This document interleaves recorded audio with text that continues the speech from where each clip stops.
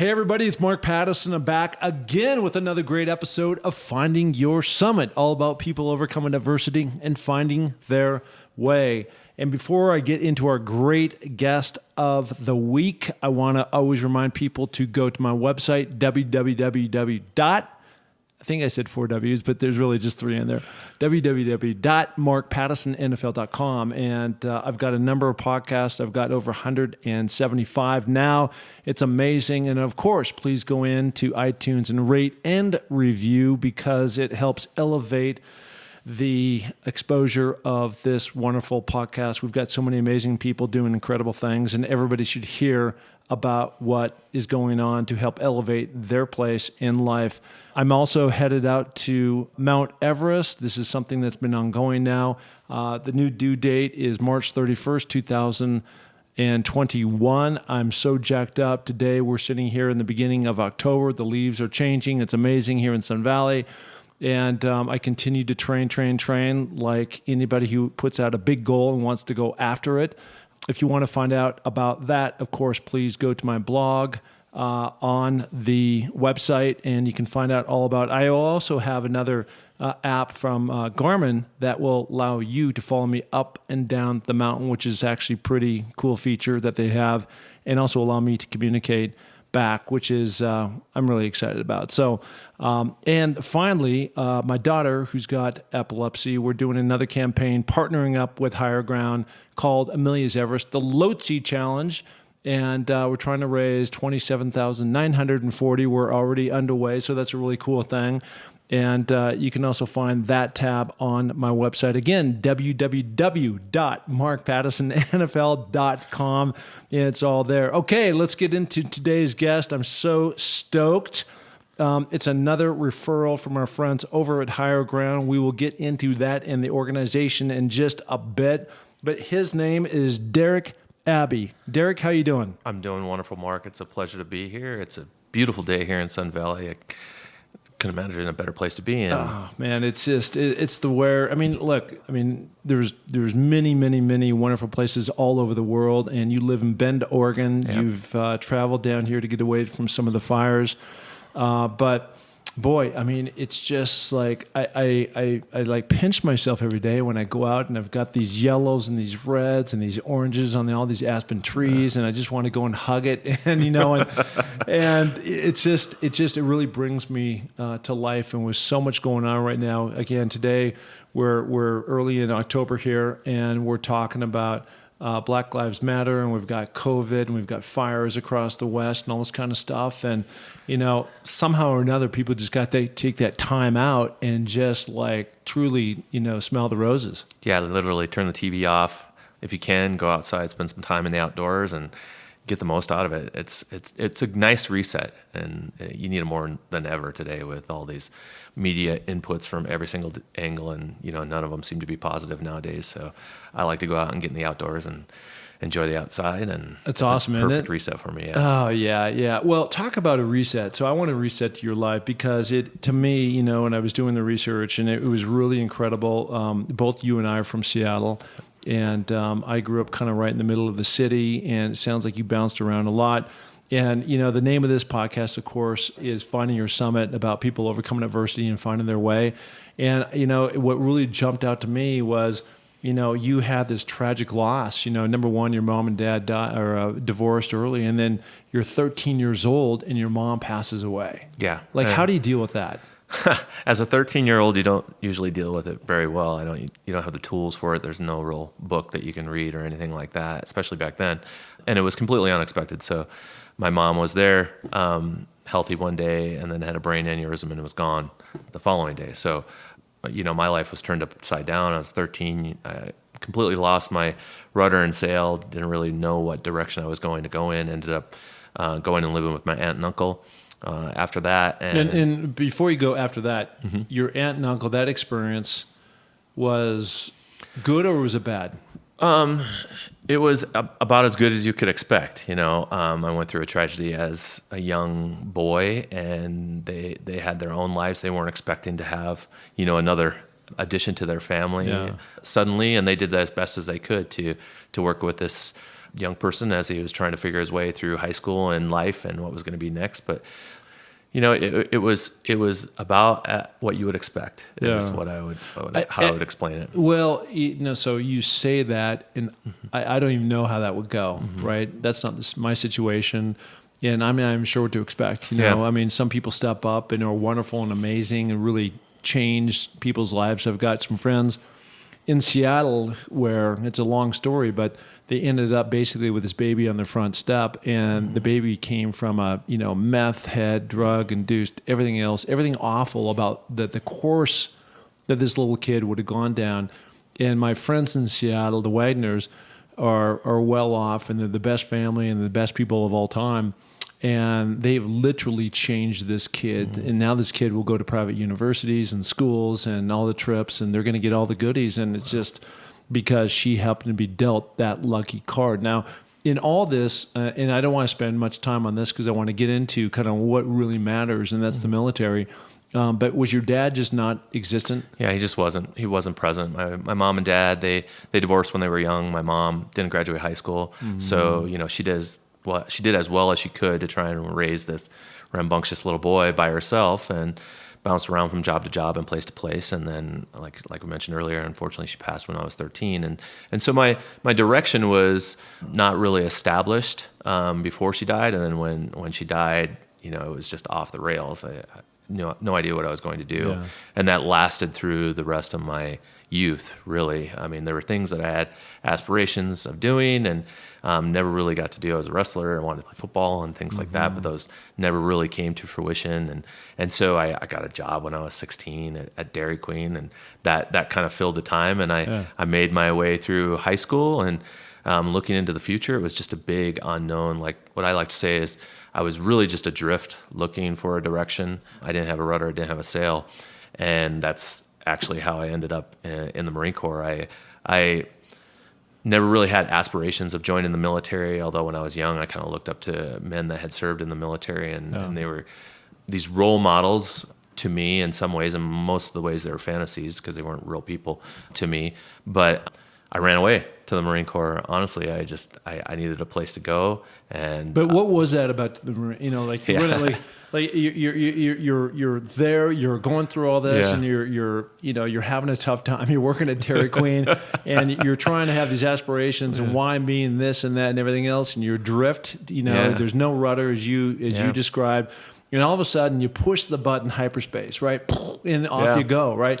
And of all the things you could do, you could run off to Europe, you could join some, crazy clan, you could do, but you end up joining the Marines. So tell me why, like, what was there something? Did you see an officer and the gentleman? I mean, what was it that? Well, I was looking at the military because it was an escape.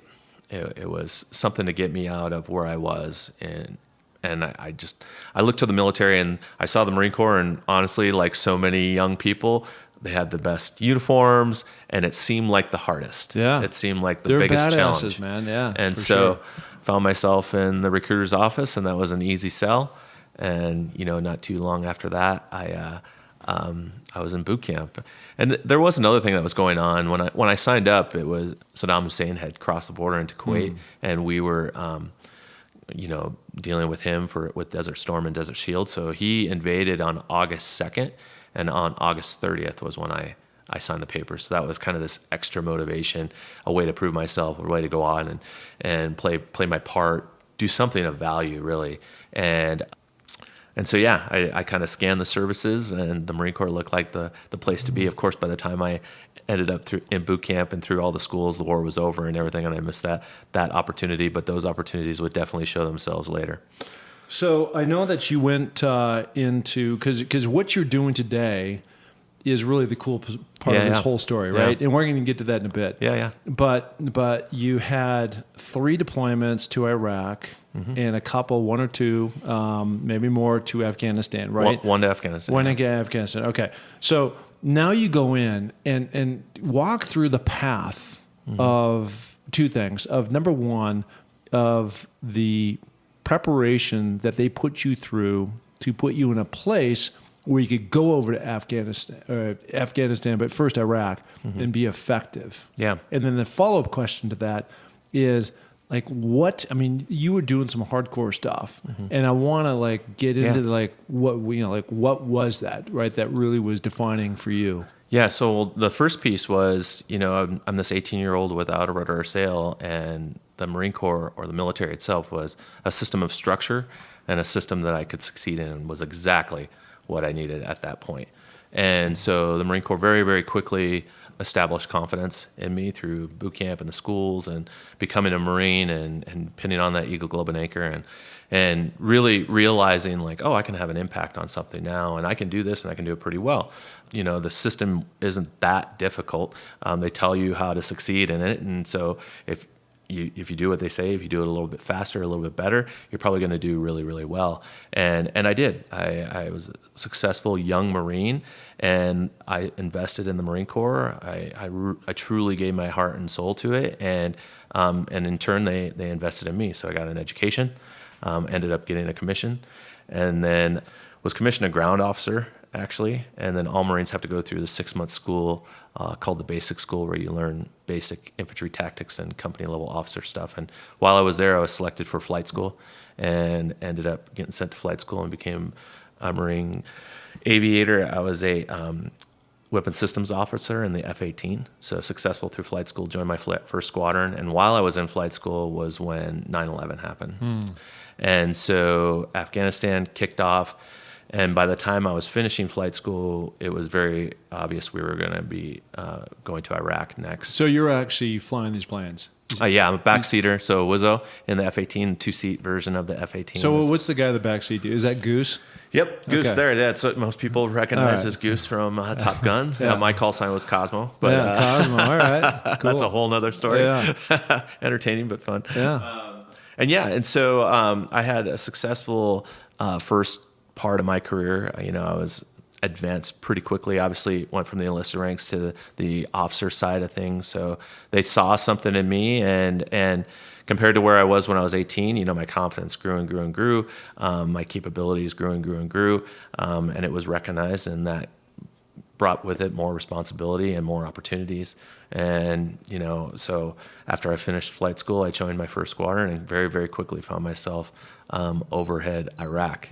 And it was actually, I was doing Southern Watch. If you remember Operation Southern Watch, before the war kicked off, we used to have a no-fly zone. So I was flying those missions. Yeah, I mean, literally anybody up, they were going down, right? Yeah, and so we were flying those missions, and I was actually overhead Iraq when OAF kicked off. And so then we did the whole push north. Which is the Operation Freedom? Iraqi Freedom. Yeah, the invasion into Iraq. So got to see what it's like when our U.S. military takes the leash off of the dogs and lets them go. It's an incredible thing to witness as they move north through Iraq and all the way through the country. So got to support that and do some things that people haven't done in a long time or never have done. And then I went back and did it a few more times. I was there for the Fallujah piece when crazy place to be. Yeah, and I that was an aviation tour for me. So we were doing danger close air support on a day-to-day basis in an urban environment, which we were basically writing the doctrine for urban close air support in real time while we were doing it, and helping those Marines and soldiers and others on the ground as they move their way through that town. And then did another tour, which was a little bit more quiet. My third tour to Iraq was more quiet, and then I was done in the F-18 and went on to some other interesting things. So I actually left the Hornet community and became a plank holder or original member of Marine Special Operations Command. So what does that mean, plank holder? It's an original member. So when they establish a unit, the very first people in that unit are considered plank holders, and it comes from nautical tradition, the Navy tradition of the Marine Corps, the planks of the ship. So when you're the first crew of the ship. I got it. Yeah. So I was part of the first battalion, which is now 1st Raider Battalion. It was 1st Marine Special Operations Battalion when we started it, and the 1st Delta Company over there. Started as the battalion air officer while we were building out the battalion, and then when we started Delta Company, I became the air officer for Delta Company, and ultimately the XO of Delta Company, and deployed to Afghanistan. So what was the goal that you guys were trying to accomplish? Well, so up until that point, all the other services had their special operations branch, and the Marine Corps has always had force reconnaissance, and they're often doing the mission of special operations, but they weren't necessarily paid the same way, so they didn't fall under SOCOM. But they were doing some pretty impressive stuff. But then when the Marine Corps created the Special Operations Arm, now they were an element of Special Operations Command as well as being Marines. And so that came with a whole nother line of funding, a build out of the mission. Now they've built out their own schoolhouse. So the Army has the Green Berets, Navy has the SEALs, Air Force has their PJs and combat controllers, and now the Marine Corps has the Raiders as their operators. And so I was lucky enough to spend some time in a ready room of a fighter squadron and a team room of a special operations company. And wow. So a little bit of this, a little bit of that. Well, so I mean, this is kind of like a separate question here, but what is for people like myself, right, civilians who have never been to the Middle East, right? What is Iraq like in comparison to Afghanistan? Well, I guess the first thing you would note is Afghanistan is far more mountainous. I mean, there are mountains in parts of Iraq, but most of the time where I was it's working, just a big desert, right? Yeah, and they're both deserts. But yeah, when I think about my time in Iraq, living there for a couple of deployments, flat desert environment, although it gets very, very cold in the winter, and that wind will blast across the desert, nothing stops it. So when it hits you, it feels like it's kind of cutting through you. But yeah, and then Afghanistan, as far as environment goes, at least where we were, more mountainous. So we would spend some time out the mountains doing missions, more hills and stuff like that. There's also, there's green areas in both countries, but they're both part of the Middle East. So there's similarities too. Yeah. Well, I watched this movie the other night called Outpost, right?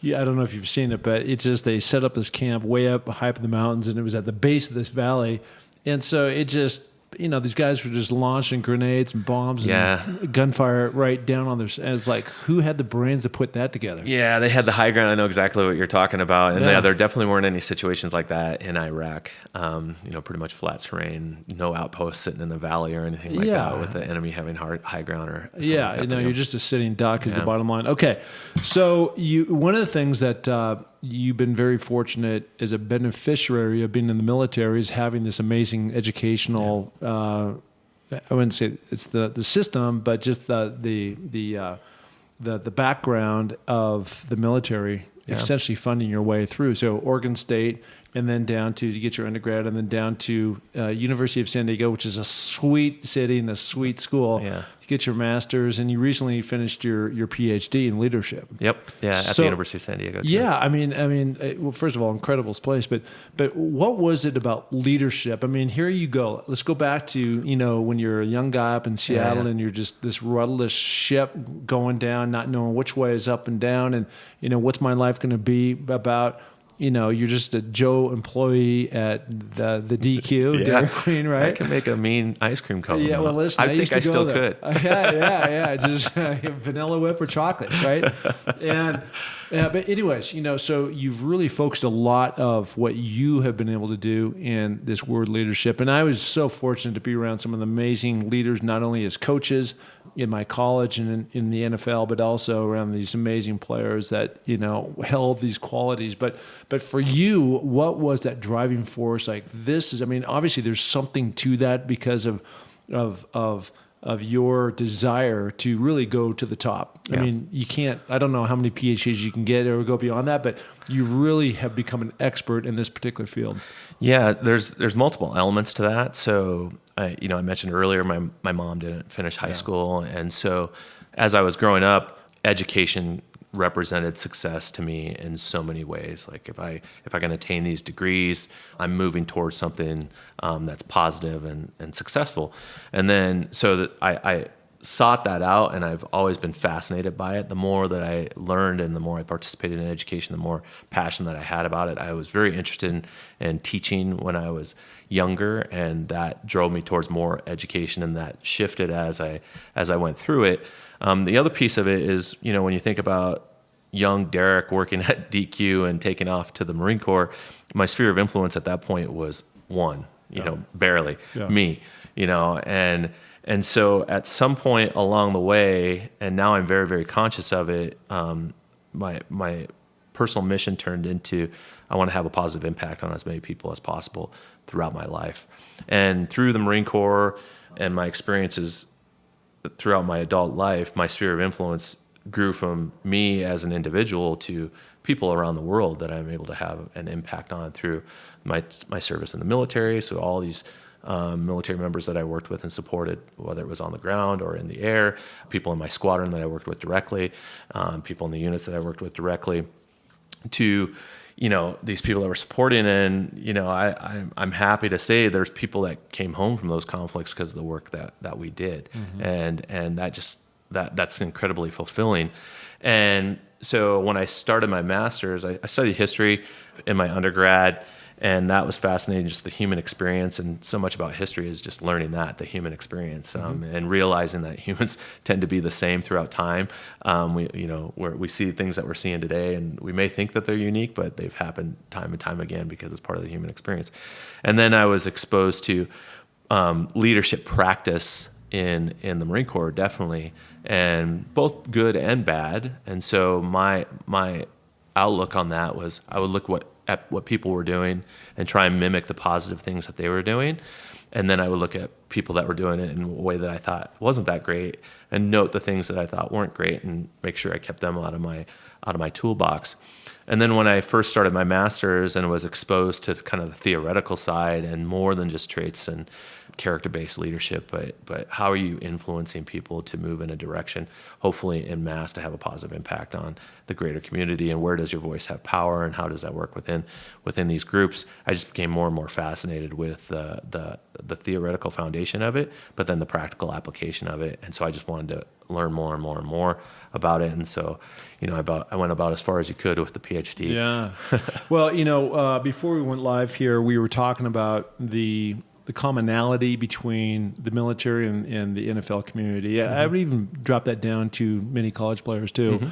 A lot of those guys that I played with had aspirations to play in the NFL, and then when you put so much of that time in, even though you have a college education, there's just this gap, right? And now the NFL has done I would say a fantastic job over the years. Certainly when I was playing, you just went off the cliff. And for a lot of these military guys, I know you've really put a hand in that, in terms of just really trying to help them, encourage, and from the leadership standpoint of knowledge is power, and power is connection, and connection can lead to some great things. Yeah. And you're the best example of your story of going from Dairy Queen to joining the Marines, and where that has taken you. Yeah. And so the more that people can get connected in, and you start to gain confidence, you start to gain relationships with other people, and then that can lead to something I say all the time is action creates reaction, right? And the worst thing that can happen, and the example I was talking about earlier, where I was working out with Nate Boyer, and what he's trying to do between the military and help those guys really come across the bridge to the other side, which is just try to help educate and listen, and but when you're in these amazing environments, there's this brotherhood, sisterhood that you have, the locker room for us. Yeah. And then we both break, right? You're done with Afghanistan, I'm done in the NFL. And then now I'm just back in my apartment or wherever you're at, alone, right? Yeah. And just really trying to help. And I know you've been really instrumental in that. Yeah, and as I was studying leadership, and when you work on a doctorate, you have to create a dissertation, create new knowledge. And I examined, where does my voice have weight? Where do I have access? What populations can I have an influence on? And the military was one of them. So I looked at the military and the higher education environment and accessing that environment. But I also looked at the transition of military and what were some of the things that were causing friction within that transition. Because when I initially looked at it, it really didn't make any sense to me. And if you could look at it from the military lens, but you can also look at it professional athlete, NFL lens, your own experiences. And then the reason it didn't make much sense to me is because when you're in the military, you're in constant transition. You're executing orders, you just executed orders, you're going to the field, you're going on deployment, coming back from deployment, all these different things. And then we as a general society are not really stagnant like we were maybe in the past. We both grew up in and around Seattle. Neither one of us is there anymore. We're in different places, right. And we've moved multiple times since then. So I really took a step back and wanted to examine what was the thing that was causing all this friction for military members when they're separating. And it turns out, for the most part, beyond, injuries and things like that, both mental and physical injuries, it's these intangible pieces. So it's that perceived loss of identity, and exploring what other identities you hold, having those intimate relationships that you gain and maintain through shared experience, shared hardship, all those things going on a deployment, depending on others. Same thing in growing up as an athlete. Yeah, I can committing relate your life to it. Yeah, Everything you're saying, I relate to. Yeah, and then you step out of that system, and now you have to find what that new legacy is going to be. What's that new impact, or what's your new purpose? We throw around the purpose word a little bit too loosely, I think. But how are you going to have an impact now for the rest of your life, or in this new phase? Yeah. And the scary thing about it is you have all the efficacy to pick what it is that you want to have an impact on. And that's really, really scary, because you might screw it up and trip over yourself, or you're a little, you just don't know what you want to have an impact on. And too often I see people say, they just want to have this massive impact, and then they fall short, and then they kind of spiral out of control. But it's just, it could be, your kid's kickball team and coaching that and having an influence on them, or whatever your sphere is, examining where your voice carries weight, and then putting energy into that, and then building relationships with people that might not have had an experience in the NFL or in the military, and what are expectations that you should have of them, and what are realistic expectations that they can have of you. And then, who am I besides Derek the Marine, and developing those identities and holding on to them. And nobody's ever going to take away my military experience, or that I'm a veteran or anything like that. But I'm also all these other things. And, when you kind of expose that to people, when they're finding themselves in these kind of moments of friction, then it's kind of, the light bulb goes off many times. It's like, oh yeah, I can do this. And yeah, I might screw it up a little bit from time to time. And that's okay, because that's when we're going to learn. What I like to tell the people that I work with is, we are going to fail, but we're going to fail fast and cheap, and we're going to learn from it, and then we're going to move on. It's the key. And it's where innovation is, right? And you have innovation in your own development, and that whole control of it, you control your destiny now. We all start in different points, but your trajectory from here on out is up to you. And, building those relationships with people. You can keep the ones from the military, or the professional athletes and those, but then who else? What other relationships do you want to have? And that's where that other identity development grows, and things like that. And so, you're climbing mountains, and things like that. You're a mountain climber. Well, I'm a lot of things, right? I work for Sports Illustrated, and I do podcasts and public speak and do some other things. But I've always said there's and I can only speak, of course, from the athlete standpoint, but there's too many guys out there that focus on what happened 20 years ago. And I'm all about what's still ahead of me, right? And I think when you change that mindset, that focus, there's good things ahead of you, because that's what you're like, what can I do? What can I go after? And like you said, you may go after something, it may not work out, and that's happened to me plenty. But you're going to know pretty quick. And you're going to pivot, and you're going to go and try something different. Okay, so I know you've done a lot of things in between where we're going to go now, which is what you're doing now. You're the president and CEO of this organization called Project Recover. And I can't even begin to tell you how cool what you're doing is. I was about to tee it up, what you do, but since you're the president and CEO, you're probably a little bit better at describing exactly what you guys do. But your mission, the amount of families you've touched by what you're about to say, I can only imagine has been absolutely incredible. So why don't you tee up and give us an idea of what Project Recover is all about? Yeah, so Project Recover is a nonprofit organization, and we search for Americans missing in action from our previous wars. And that goes all the way back to World War II. Most people don't realize, but there's 82,000 Americans still missing in action. And when they hear POW, MIA, things like that, most of the time they think of Vietnam, and that's realistic. But of those 82,000, 72,000 are from World War II, 7,000 are from the Vietnam or the Korean conflict, and then now less than 1,600 remain MIA from the Vietnam conflict. And so we have done mostly work in World War II era sites, but we've come all the way up to Desert Storm. So we gather information year round, and we do search missions throughout the world based on the information and data that we gather. And we search for sites, we find sites, we identify those sites, who's associated with those sites. Traditionally, we've turned that information over to the Department of Defense. Their organization is called the Defense POW MIA Accounting Agency, DPAA. And then they had made a decision to do recovery on those sites that we've located. But now our mission is actually expanding into recovery in cooperation with DPAA. So we're doing everything from initial research, searching the waters and jungles all over the world for these people that are missing, and then locating those sites, identifying those sites, recovering those remains, repatriating those remains. And then the only thing that we're not going to be doing in that mission is the DNA analysis that happens in labs that the DoD controls. A couple of questions. What does repatriate mean? Yeah, so I didn't understand. bring home. Bring home. Yeah, Okay, bring so home. you brought home 14 MIAs. Yep. And then the other bunch that you've identified on the scene, but there's nothing to bring home. It's just like, Well, we have open cases. So so far we found sites associated with about 170 missing Americans. 70 of them have been designated lost at sea because they're deep water sites associated with ships. Okay. And the Navy makes a decision those are not going to be disturbed, so we'll designate them lost at sea. We won't do a recovery. Navy tradition, not unusual. 14 repatriations have occurred. 14 have been returned to their families, and 87 cases are still open.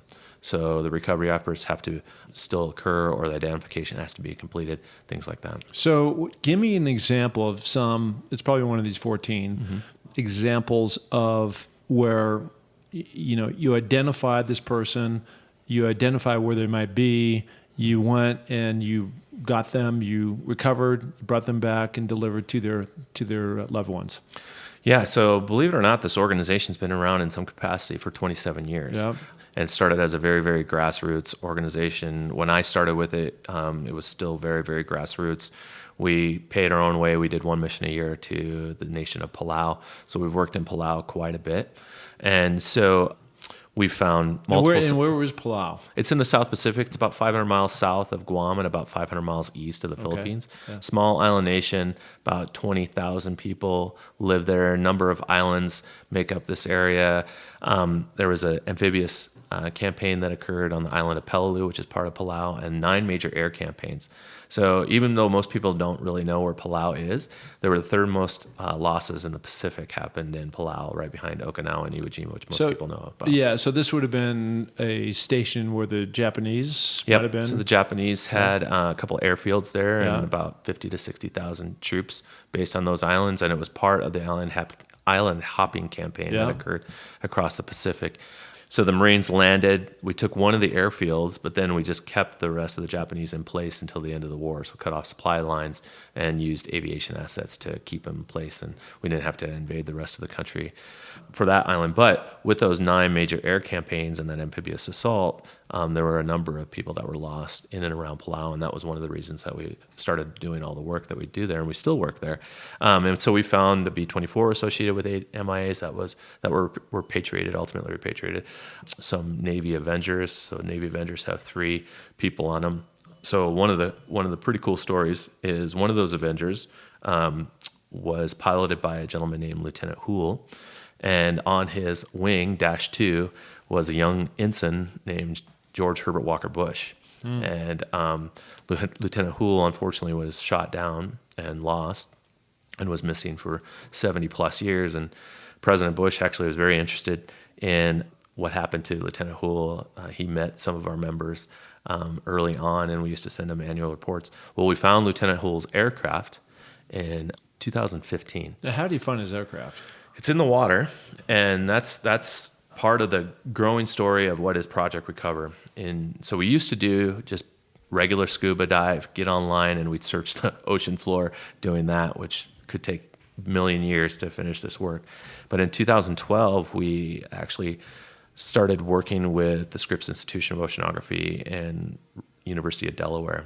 They were in Palau, we were in Palau. We met up with them, kind of said, "What are you doing?" Or like, "What are you doing?" We realized really quickly that there was this mutual benefit from working together. They're using automated underwater robots to map the ocean floor. Wow. And we could use those to take side scan and sonar imagery of the ocean floor. And then instead of scanning online in basic scuba, we could scan that information, pull out points of interest that looked man-made or potential crash sites and things like that, dive those points, determine if they were the crash site or not, and then right back up and go on to the next point, next point, next point. And so that's how we did it. We scanned the lagoon floor around Palau in this area and found Lieutenant Hull's aircraft. Wow. And two of the crew were repatriated off of that aircraft. Lieutenant Hull remains missing. We believe he got off the airplane and was eventually captured by the Japanese.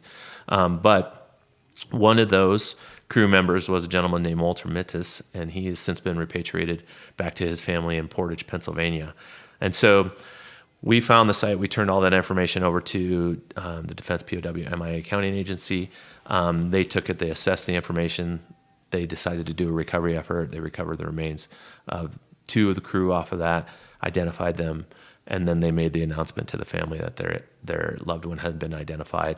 And then it's up to the family on how they want to memorialize that person. They could have them buried in Arlington National Cemetery. They can bring them back to their hometown. The Mintis family decided to bring him back to his hometown in Portage, Pennsylvania. And it's just all of these memorials are absolutely incredible and indescribable, and the reason that we do the work that we do. On this one specifically, it was a cold November day. His remains were flown into Pittsburgh, and entourage of people drove them the couple hours from Pittsburgh to Portage. And as you arrived into town, the schools had let out the K through 12 students, and the entire community were lining the streets, waving flags, hands over their hearts, welcoming him home after being missing for more than 70 years. Incredible. And it's nonpartisan. There's nobody out there that really says why are you doing this? This isn't the right thing to do. Yeah. When you put on the cloth of our nation and agree to serve in the military, our nation makes a promise to you that if you fall in battle, we'll do everything that we can to return you home to your loved ones. And the circumstances of war have prevented that from happening for about 82,000 people.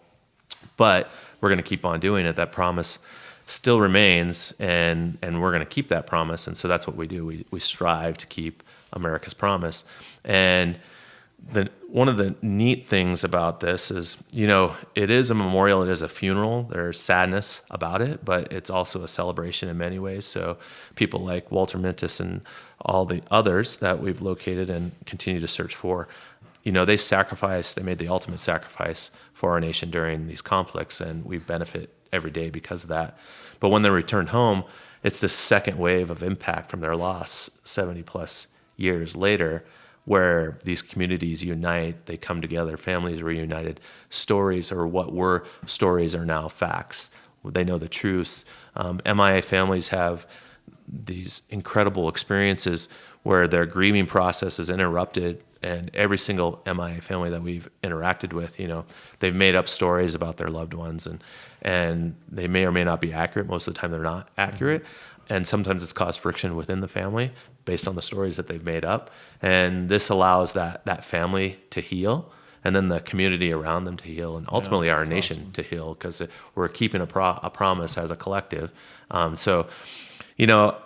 say that people in our organization go through 3 different phases when they come in. And that's my personal story as well, where it seems like the right thing to do. I want to do this. I want to play my part if I can play a part. And you join because of that, or whatever your personal reasons are, and then you participate in a mission, and then you have your first discovery, and then it becomes real. So this person was missing. Now we found this person. This is real. Holy smokes.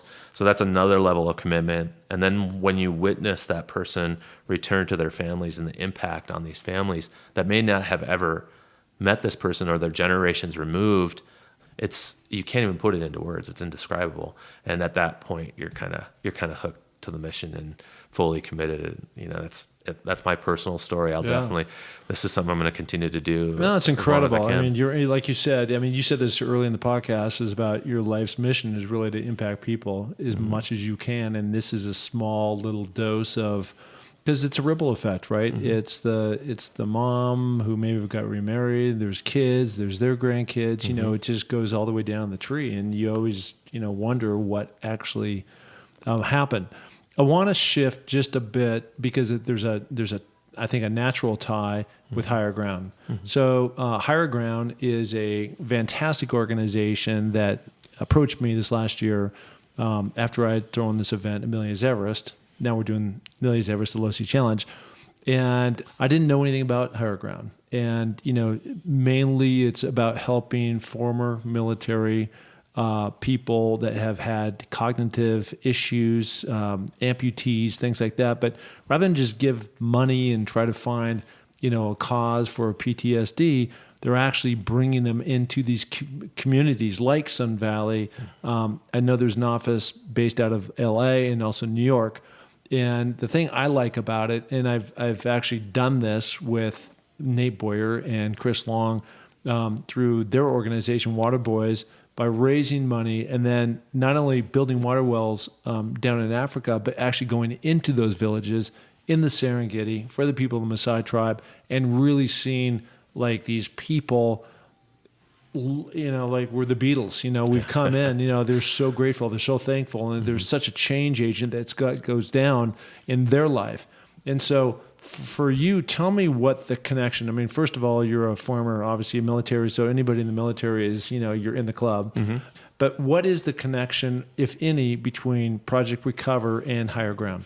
Both serving the military in some capacity. The majority of our members are active duty, former military, or first responders. Not a requirement, but that's just tends to be a lot of the people that we attract. Yeah. And we're committed to the military population. In our case, Gold Star families that have made the ultimate sacrifice. And so they do the same thing. They're patriots that have a commitment to the military population. They realize the impact that they can have. It started right here in Sun Valley and then kind of grew from that, and they're investing in that. So, kind of going back to where does your voice carry weight? Mine somehow has happened. It's turned into this MIAPOW community and the military community, and they made that assessment themselves with the military community, and so we paralleled on those lines, and then through mutual relationships, quality relationships, we became connected. And then I came out here to kind of visit with them and look at what they're doing, seeing how we can support each other, if there's ways of collaborating and things like that. Well, of course there is. And, you never know until again, action creates reaction. And you have crossed that line. And just like I did, and I was so impressed and blown away by the number of people here in Sun Valley that are there to hold their hands out and how can we help. And right now, my daughter has epilepsy. And so, again, if you go back to my site, markpattisonnfl.com, there's a tab. And on there, on the philanthropic part of that is Amelia's Everest. And, of course, all the money goes to Higher Ground. It doesn't go to me for my clients. It doesn't go to Amelia for her epilepsy. But, when you put all the power and the strength behind that, it goes towards solving these big problems. And at the end of the day, it's about helping people, right? And that's what you're doing. You're doing that with Project Recover. I'm trying to do that with my little bitty part, in Amelia's Everest, the Low Sea Challenge, by physically doing something, taking on that to hopefully inspire others to give to this cause for all these wonderful people that have been impacted in some way, and we're trying to get them on the right track towards on their healing. I've seen what it's done with my daughter. So, I mean, you're doing all the right things, and I'll go back and say for the third time, actually the second time, we're bringing it up for the third time, what you said about making impact on people, and because you're trying to really, you're looking ahead out in the future. You're not hanging all your stripes on what you did, years ago in the military, and that is what makes this conversation to me and anybody that's listening so impactful. Get out there, make a difference, and get involved, man, because you do make a difference in people's lives.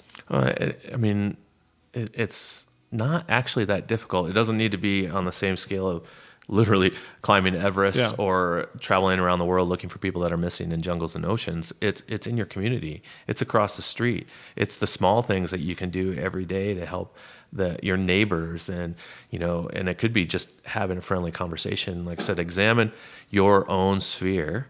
And where does your voice carry weight, and where can you have an impact, and can you grow that? But if it's small, start small, and then just try to continue to grow it as much as you can.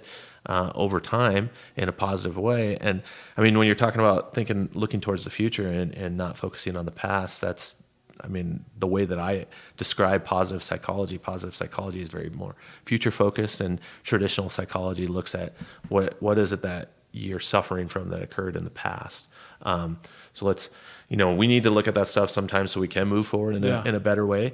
But if we focus on the positive impact that we can have in the future, you're going to follow that. And you might adjust, you might change a little bit. That course might shift a little bit. You might fail or trip up a little, but that's when you're going to learn and figure out how to do it better the next time. And it's okay. It's okay to I love that word that you just use, shift, because it's a powerful word and it helps form everything that you want to do. And your mindset is everything. And where your focus goes, your energy always follows, man. And if you all of a sudden you've got this, again, you said it perfectly. It doesn't have to be Mount Everest, but I would challenge anybody. I'd say to anybody listening to this, what's your Everest, right? That has nothing to do with Mount Everest. It's just, what's your Everest? What's going to stretch you? What's going to make you go out there? And you'll wake up the next morning, and rather than poor me and why isn't it, that goes away. It's just like you're energized and you're jacked up because you have a goal that you have to get up and go get. And then it's part of living a healthy lifestyle too. When you look at yourself as the person, like making yourself the best instrument. Yeah. You're climbing these mountains, and I pick out ways of challenging myself on a regular basis. I'm trying to run a marathon, at least a marathon in every state. An ultra counts. So Love for that. Idaho, I ran an ultra, the Beaverhead ultra marathon up here, and but also just spending time outdoors. And sometimes people are like, it's uncomfortable. And to me, that's okay, because you're the difficulty allows you to learn a little bit more about yourself. At minimum, you're alive.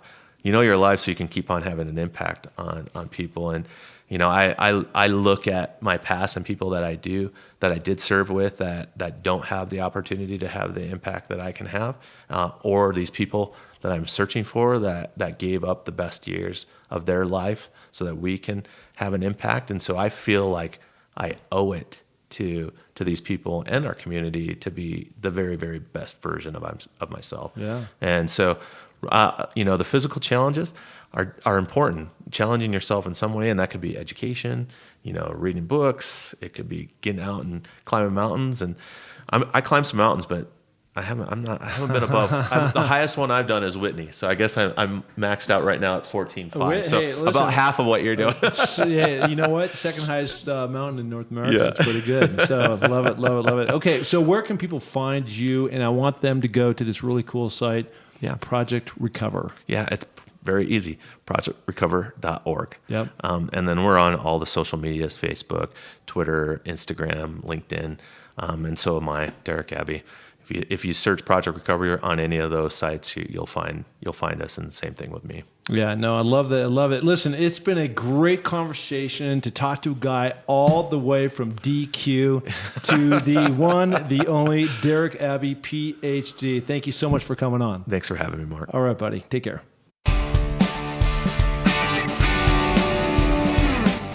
Hey, and thank you so much for listening to the Find Your Summit podcast. We are so glad to have you along for this journey. And if you enjoy the show, please tell a friend, share it on iTunes, spread it to the planet. We're looking to broadcast this to every person that is out there because, as you know, everybody has their own summit that they're going after. Okay, if you're looking to follow my journey, you can find that through my social links on markpattisonnfl.com. That's Mark, M-A-R-K, Pattison, P-A-T-T-I-S-O-N, NFL.com. So, until the next podcast, just remember, clear eyes, full hearts, and remember, it takes a little more to make a champion, so make it happen. Thank you. Bye.